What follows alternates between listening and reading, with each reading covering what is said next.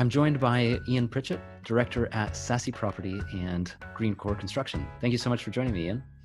No problem. Pleased to be here. So the way I like to start these conversations is really just by taking a bit of a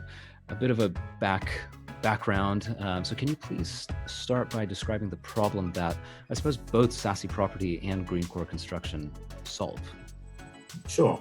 Ssassy really is an enabling company. It acts as developer, so it finds land and it finds investment, brings the two things together, and then acts as the developer. Mm-hmm. Greencore Construction is the construction partner. We design and build low carbon houses. So you bring the two things together, and you've got both partners, one that makes it happen and one that builds it. That's very cool. And so the main challenge, I suppose, that I was, at least when I was looking into Ssassy, I saw that typically 40 to 60 tons of CO2 are emitted in the construction of a house. That's right. The average new house is responsible for 40 to 60 tons of CO2, probably 50 to 60 tons of CO2 at the construction stage. So that's everything from mining and quarrying materials, processing them, firing them, transporting them, packaging them, all of those sorts of things. By the time they actually get to the construction site and get built into a house, you've got 50 to 60 tons of CO2 emissions. So that's before you've done anything. So we set about getting that to zero, or as close to zero as we can. That's incredible. And so how do you do that? That sounds like a big job. It's like all these things. It seems difficult until you know how. What we have is a great advantage on our side, and that's nature. Trees and plants absorb carbon dioxide as they grow, and they turn it into cellulose.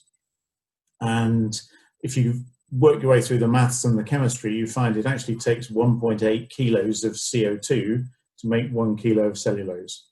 So cellulose is a very useful material. It's everything from wood products, fiber insulation, natural fiber insulations, cellulose-based insulation, all of that sort of things. There's a whole range of plant-based products that all lock up carbon. So when we design our houses, we have a series of choices to make, and we can use things like brick and concrete and steel, or we can use timber and natural fiber insulation. If you make the right choices, you get something that looks beautiful, lasts a long time, performs very well thermally, but also has as much carbon locked up in all of those materials as there is emitted in the things like the glass and the steel and the things that we can't avoid. And so we can get a house designed to have a zero carbon footprint, sometimes lower than zero, sometimes just above zero. But on average, it's a zero carbon footprint, and it's all just using the natural qualities of bio-based materials. That's really cool. So basically, instead of using something like brick, which this never occurred to me until you just mentioned it. I mean, brick requires actually quarrying, right? I mean, you have to get stone from somewhere. So instead of all of that, you're just using bio-based materials. Yep. Of course, it's part of an ecosystem that when we use bio-based materials, they're grown in some kind of rotation. So if we cut down one tree, we need to plant multiple trees to replace it. If we're using hemp, it's part of a crop rotation in a farming cycle, or if we're using flax or other natural materials. Mm-hmm. So if we make the right choices, then we can get zero carbon footprints. And it's the first time I realized that you could do this was probably about 15 years ago, I suppose. We were doing a study on carbon footprinting and life cycles of materials, and we worked our way through the maths, and I thought, we must have made a mistake. You can't get below zero, but you can, and that's the great thing, because you can get some products that are below zero that can compensate for the ones that have a higher carbon footprint. Yeah, I mean, that's incredible. So you mentioned timber, you mentioned hemp, and you mentioned flax. I mean, flax and hemp, to me, that sounds like things that you would normally find in a kitchen, and you're actually building houses out of them. Yes, well, things like hemp used to be the basis of the world economy. before Yeah, oil. actually, yeah. We made allegedly 25,000 different products out of hemp.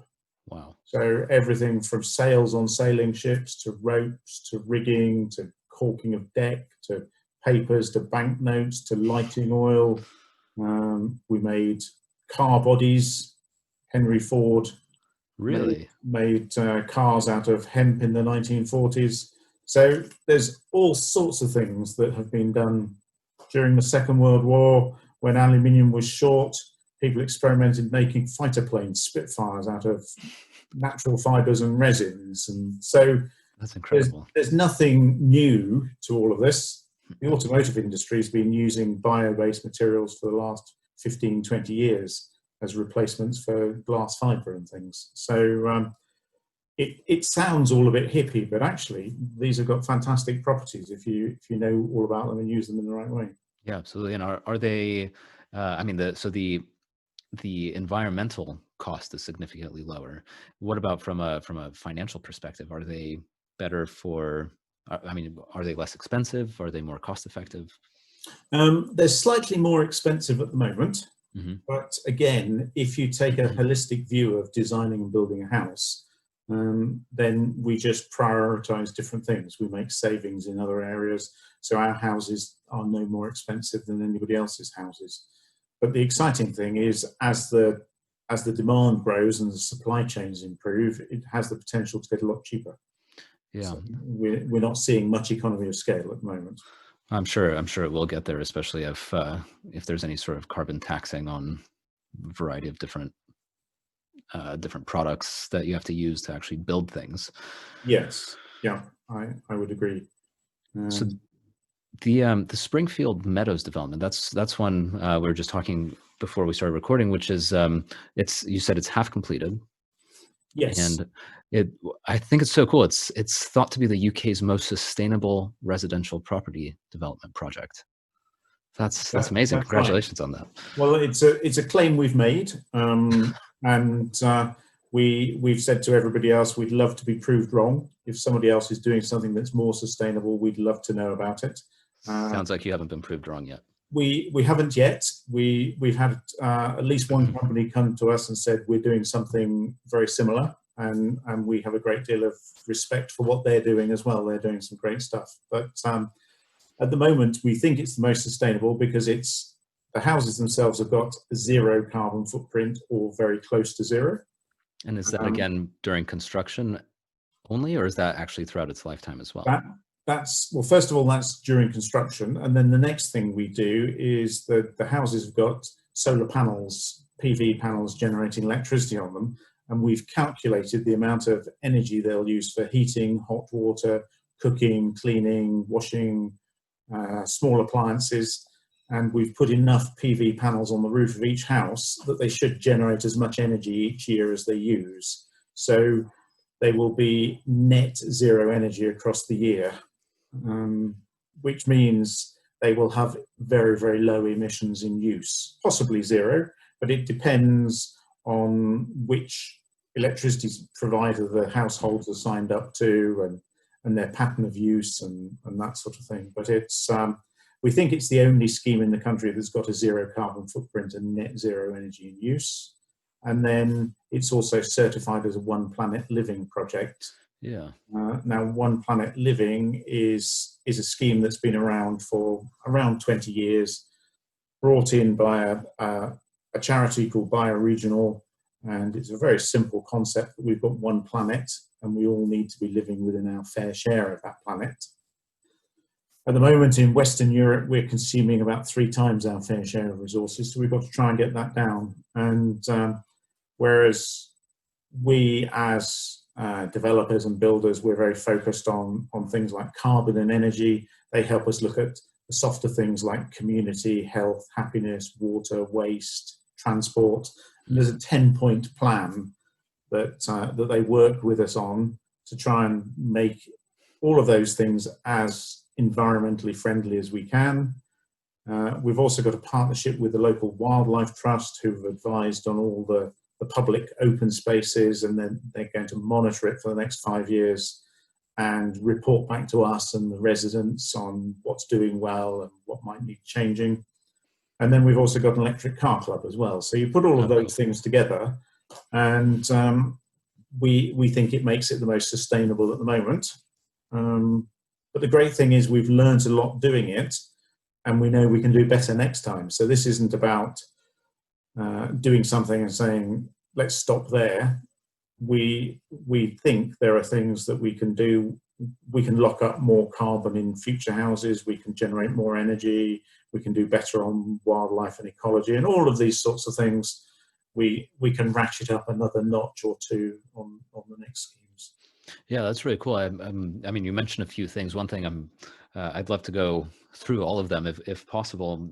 Sure. First one that I'm really interested in specifically is this mention of energy use and the fact that after the house is built, which, as you've outlined, you're using bio-based materials, so you're able to keep that energy neutral, carbon neutral. In order to actually maintain carbon neutrality from the energy that you're using in the house, first thing that comes to mind, living in the UK, it gets really cold in the winter, and it's just cold kind of a lot here. And it's dark in the winter for long periods of time. So you need a lot of electricity for lights and for heating especially. So what's like one of the main things that you do to ensure that the energy that you use during these dark and cold times is actually kept at a minimum, so that, you know, when there isn't very much sunlight, you're not actually needing to? Yes. Well, light is probably a very quick and easy one to deal with.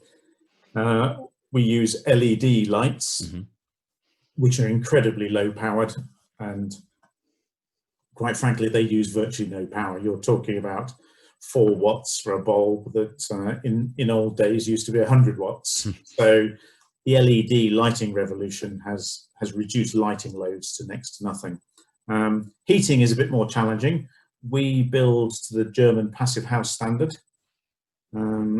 So that means having large amounts of insulation in the houses.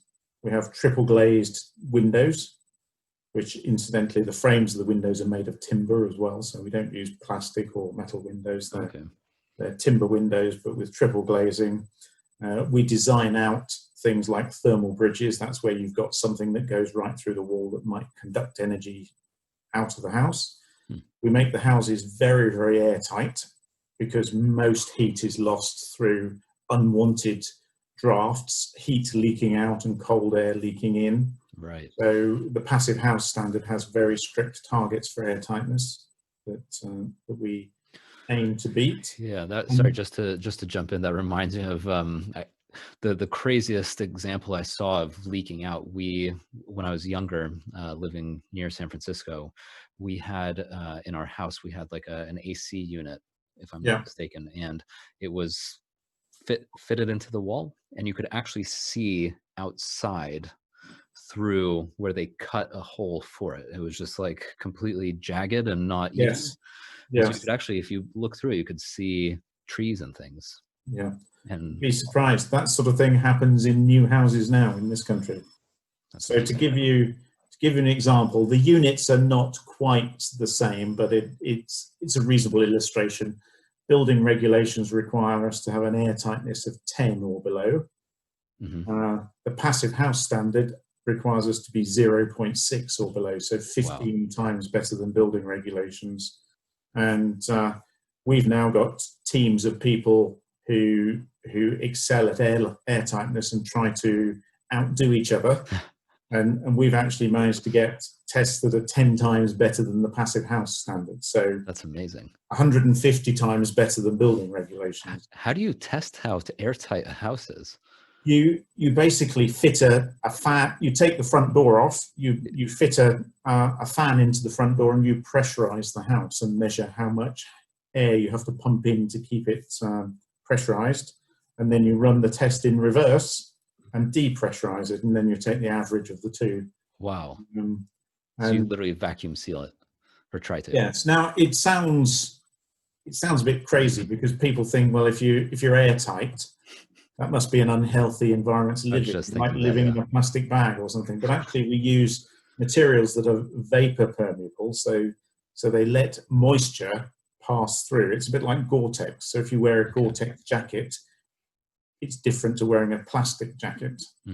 So you don't sweat, it's not an uncomfortable environment.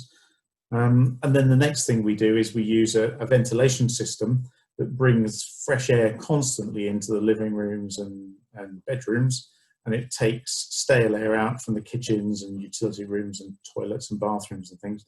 But all of that air passes through a heat exchanger, so the energy from the air that you're taking out of the house is used to warm the fresh air coming in. So you recover over 90% of the heat in the ventilation system. I see. So all of those things, when you put them together, none of them are that difficult, but when you consistently do them, it means your energy requirement for heating comes right down. So the house needs very, very little heating. 10 watts per square meter is the target for passive house. That's incredible. So we don't have things like letterboxes, because letterboxes are just a big hole in your front door, aren't they? Yeah, exactly. So we have a box outside that the mail goes in. Revolutionary. Yeah, just things like that. Yeah. I mean, it so makes sense. That gets the energy requirement down very low. We have A-rated appliances. The hot water is generated by a mini air source heat pump, so it has the benefit of a coefficient of performance that every unit of electricity you put in, you get 3 or 4 units of hot water out of it. I see. So all of these things multiplied together mean that you don't need that much energy, and you can get enough panels on the roof to generate all of that. Even in the winter when it's relatively dark. No, I mean, this is it's an average across the whole year. I see. So Okay. in the summer, you'll be generating more than you need, and some of that will be exported back to the grid. And in the winter, you'll be generating less than you need sometimes, and you'll import from the grid. So it's about trying to have an average across the year. So that's why it's net zero energy. Makes sense. But we do put batteries into the houses as well, so that we can store as much within a day or two. If you've got an excess, you can store it, and you can buy electricity at night when it's cheaper, and that helps balance the grid. So there's a number of things like that. Yeah, that's really cool. So it's doing a series of little things. None of them on their own are amazing, but they all add up together.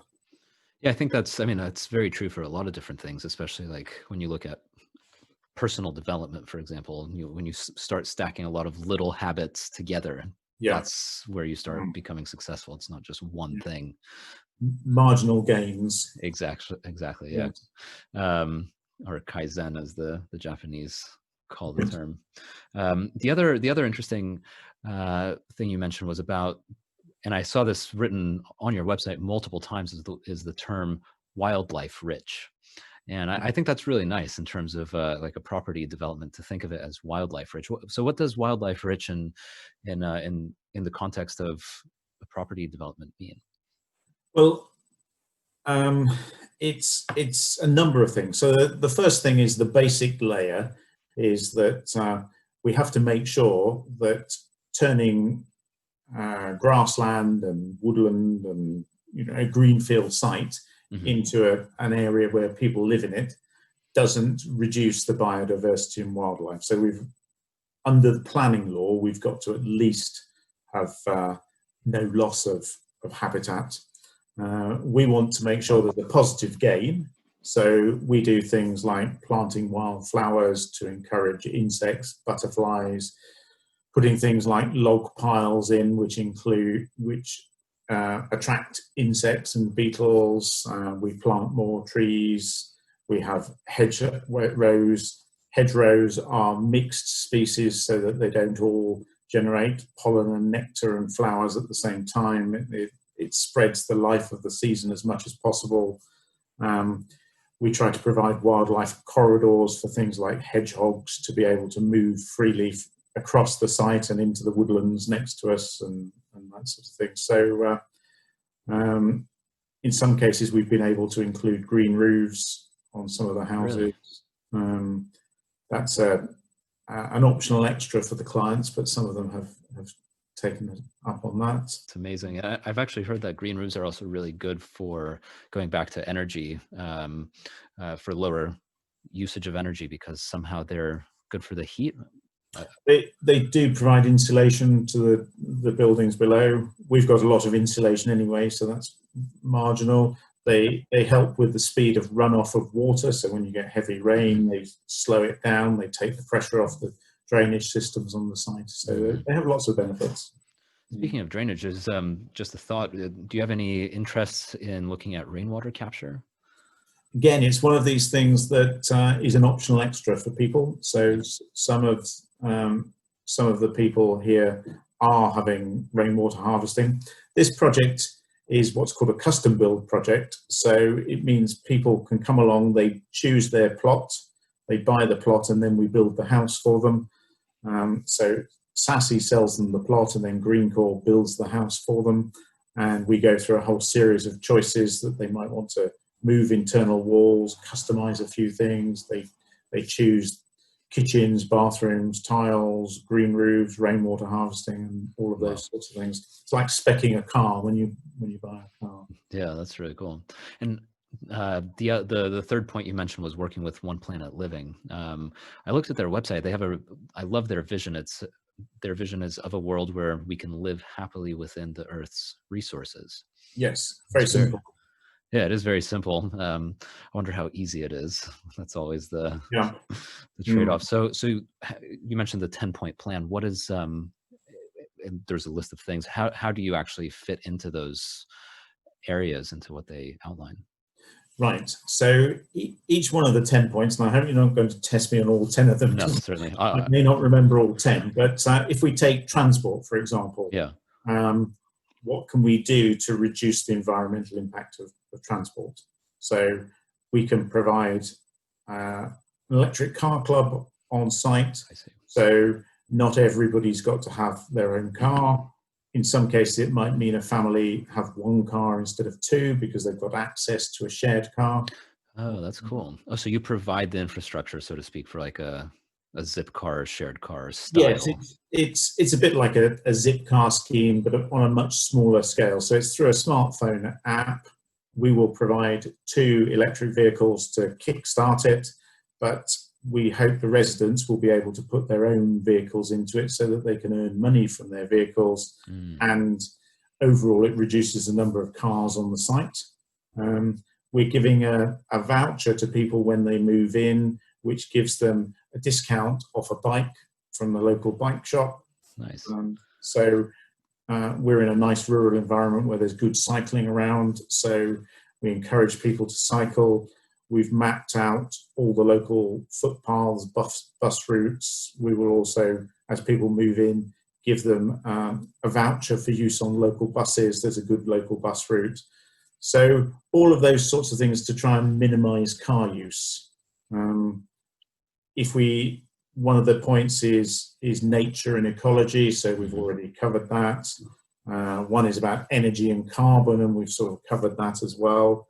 So another one is water, so encouraging rainwater harvesting, encouraging people to use less water by putting water-saving devices into the houses. Okay. So One Planet Living is not about trying to dictate what people do, but it's trying to set up the infrastructure and the education to make it easier for people to do the right thing. Yeah, that makes sense. I like that. It's I think it helps to encourage and possibly reward, if possible, good behavior rather than saying this is how it has to be done, because even if it's good for you, it doesn't feel good when people dictate. Yes, it's we're not trying to make people wear hair shirts and live a Stone Age life. We're trying to make it easier, but also create an environment in which you can have a better quality of life for living in this way rather than a worse quality of life. Yeah. So the quality of life comes from the surroundings, the buildings, the nature ecology on site. And for example, you've got a 2 or 3 minute walk to catch a bus into the centre of Oxford. you probably know, Oxford is quite congested. Mm. So the fastest way into Oxford is in a bus because it goes down the bus lane. It doesn't sit in the traffic like everything else. So if you live here and work or go out in Oxford, it's actually easier by bus than it is by car. So that's a great example of it being better to do the right thing. Yeah, there you go. That is an easy example. Going back to the actual house assembly, I saw that you assemble the houses in the factory first, or you create a lot of the pieces and then you transport them to the site. Yes, it's what's known as off-site manufacture. So all the houses are designed by the Greencore design team, and then they're manufactured in the Greencore factory. We don't actually pre-assemble them. The first time they go together is when they arrive at the construction site to put them together. We have confidence that the design process is good enough that they fit together, but they're made as a series of flat pack panels in the factory, which helps us keep the quality control, minimize waste, make them in a controlled environment so that they're nice and dry when they get to site and that sort of thing. That's a very clever way of doing it, because I imagine on site there's a lot less control. I mean, you're also typically building outdoors, so you have the elements to worry about. So yeah, brings back. It reduces the risk and it increases the quality, and it also increases the speed, because when everything comes to site, it's all flat packed, lifted up with a crane and assembled quite quickly. So you can get the house assembled and weather tight within a few days. Yeah, you have that. You have that really cool time-lapse video on your website, which is like, what is it, 2-3 weeks of how one of these houses are just quickly put together? Yes, it's 14 days from starting in the ground to weather tight. It's incredible. And that's a typical timescale for the houses that we build. And then once you're weather tight, of course, you're protected from the elements, and you can do the plumbing and electrics and plastering and decorating and things internally. Makes sense. And so Ssassy Property, you just focus on Oxfordshire and that general area? Yes, so far Sassy's only done things in Oxfordshire and the Thames Valley. It's where we all live. Okay. So we're all from this area. And we're a relatively new company. We were set up, the reason we're called Ssassy Property, we were set up in 2017 to use our SAS pension funds. So SAS is spelled SSAS, stands for Small Self-Administered Scheme, and it's a way of using our individual pensions, but pensions of other people that we know who share the same sort of vision to do something worthwhile, as well as getting a financial return on them. Yeah. That kind of answers my question. Well, first of all, I was curious to know about the name, and that settles that, because Ssassy with 4 S's is... Yeah, it's rather strange. Yeah, 1 S too many typically. So that settles that. The other question I'm just so curious to know is, and you touched on it there, is really why choose to focus on such environmentally friendly building practices and property developments? Yeah. Right. It's because the individuals within the team all have a bit of a background in that area. So I have been in construction for 33 years. The last 20 years of that has been doing environmental construction products and projects, and so it fits naturally with me. But our CFO has a background in renewable energy and fuel cells, and has been pioneering entrepreneurial green startup businesses for many years. One of our other directors has a background in waste to energy, and collectively, when we all got together, we found that our common interest was sustainable construction. The reason I was asking earlier about if you're only in Oxfordshire, and sorry, I'm jumping around, was because one thing I've been thinking about, and I just think it would be so cool to see somewhere in central London a property development as well that is basically what you're doing in Oxfordshire and Thames Valley, just in the center somewhere of London, you know, being maybe 5-6 stories tall or higher. I mean, you'd have some space to walk around, green roofs, rainwater capture, a lot, you know, and it would just be in the center of a major city. I think we're seeing more and more of those things being planned and built at the moment. So the first project that Bioregional did is called BedZ. It's at Beddington in South London rather than Central London, but it was 100 zero carbon houses, zero carbon in operation, and that was done almost 20 years ago. Oh wow! And it's still one of the great things is they did it 20 years ago. One of the sad things is it's still one of the exemplars. Not enough has been done in the last 20 years to overshadow it. Yeah. There are other projects in central London that I'm aware of. Some architects called Wall Thistleton did a multi-story cross-laminated timber building a few years ago, which has got to be the way forward, using innovative engineered timber products for doing higher rise buildings. So there are more and more planned at the moment, and we'll see more over the next few years. Yeah, I'm really glad to hear that. The more I think about it, the more I'm convinced, without any sort of research or anything, that people want this, even if it's a niche. I'm confident in kind of in my heart, I guess, that if you build it, they will come, which is typically not the way to run a business. But I just think there is a desire for living in these kind of eco-friendly, carbon neutral places without having to sacrifice. I think you're absolutely right, and there's been a real shift in the last 18 months. 18 months, wow. When there's been a steady change over the last 20 years. There've been some milestones along the way. If you think 2005 was when the world ratified the Kyoto Protocol, which was really the sort of first world targets on climate change and carbon reduction. And then we've been through various steps since then. But the biggest thing we've noticed is what we call the Greta Effect. Yeah. That in the last 18 months, it is now on everybody's mind. We are seeing people coming to Springfield Meadows to look at or buy plots and build houses because they want a green lifestyle. And our marketing message has shifted from the environment maybe being fourth or fifth on the list of attributes to being on the top of the list. Yeah. 18 months ago, any marketing company would have said, don't major on the eco benefits. It's all about lifestyle and location and appearance and that sort of thing.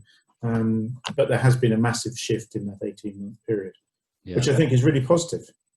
Absolutely. Yeah. Now I'm guessing you're saying this is eco-friendly. By the way, you don't need to compromise on lifestyle and location and anything else. Yeah, absolutely. You get the best of all of those things. Yeah. Well, that's very heartening to hear, and I'm glad to see that, or hear that at least. I'd love to see some of these properties, especially in the center of London, where it just, you don't have as much space to work with. And I think, like you're saying, it ends up being very you need a lot of innovation to stay eco-friendly and keep to all of these things while working within a loud, noisy. Yes, some things are easier, and most things are probably more difficult. Yeah. So one question I'd love to ask, kind of as a inspirational piece for me, really, is aside from doing all of these amazing things that you're doing with Ssassy and with Greencore, what do you personally do in your day-to-day life, or whether it's at home or at work? I mean, everyone's at home right now, to be environmentally friendly? I suppose a number of things. I drive an electric car. So over the last 15 years or so, I suppose I've tried to pioneer a range of eco-friendly transports, from driving cars that were powered by recycled vegetable oil to hybrid cars, and now I'm all electric. Sorry, the recycled vegetable oil just brought to mind Back to the Future. Yes, yeah. I live in one of these houses that I built myself. Oh, wonderful. So we have incredibly low energy bills. We have PV panels on the roof. We try to do our best in terms of minimizing energy, maximizing recycling, thinking about what we're doing. Like everybody, we're on a journey. Absolutely. We've got a long way to go to get to that one planet status, but we're trying, and we're trying to encourage other people to do the right sort of things as well. So I suppose our mission is to build enough of these low and zero carbon houses that it just becomes the norm. The industry can no longer ignore it, because if we can do it, anybody can do it. Yeah, and I think I mean, I love the day-to-day examples, and I think what you're doing with Ssassy and Greencore both, in terms of paving the way and like you said, setting an example for others. I think that's one of the most important things to do, is really to show it is possible. It's not as difficult as you think. Here's some key points to look at, and then others start doing, and you hopefully start sharing. Like you were saying, there's that other company, and I think just showing others that it is possible, that's one of the most important things. I think so. And if you go back to the 1950s, nobody had run a mile in under 4 minutes. Right. And Roger Bannister was the first person to run a mile in under 4 minutes. Everybody said it was impossible. Within a year, another 6 people had done it. So it's actually showing people that you can do something that allows them to free up their mind to be able to do it themselves. Exactly. So it's not easy to do. It's not easy to do the first time, but once you learn how to do it, it's not difficult to do it either. So it is about trying to sort of pave that way and show people it can be done. Yeah, paradigm shift. Yeah. Well, Ian, thank you very much for your time. Really enjoyed it. It was very educational. So where can people learn more about Ssassy, about Greencore, and if they're interested in living in a green or carbon neutral home, where can they learn all about it? Yes, so you can learn about Ssassy by coming to the ssassyproperty.com website. So that's Ssassy with 2 S's at the front and 2 in the middle. Or you can go to the greencoreconstruction.co.uk website. You can, when the lockdown's over, you can come and visit Springfield Meadows and look at, there are still a few plots available. Or Greencore's also built some other houses recently which are available for sale in the Oxfordshire area as well. So visit Greencore or Sassy's websites, and if you're interested, make contact with us, come and have a look at what we've done. Yeah, and before the lockdown's over, you have plenty of photos and lots of resources on the websites to look at. So yes, and we've got more photos coming all the time. We've actually finished 6 houses in the last 4 weeks. So really fantastic. We've been able to carry on by taking some sensible measures about social distancing and still getting some houses finished. Oh, that's excellent. That's good, and it's great to hear that you're able to provide work for people, because right now is the most important. That's one of the most difficult things, is what you do. Yes. Yeah. So yeah, Ian, again, thank you very much for your time. Really enjoyed the conversation. And, thank you. Great to see that even in construction and all these other all the areas around it, you're able to reduce your carbon and heal the planet while you're doing it. Thanks, Daniel. Take care and stay safe. Yeah, thank you very much. You too. Thank you very much for listening to this episode. If you enjoyed it, give us a 5-star rating. And also, please subscribe, whether on your podcast app or on YouTube. And that way you can be the first to know about new episodes. Thank you very much, and talk to you soon.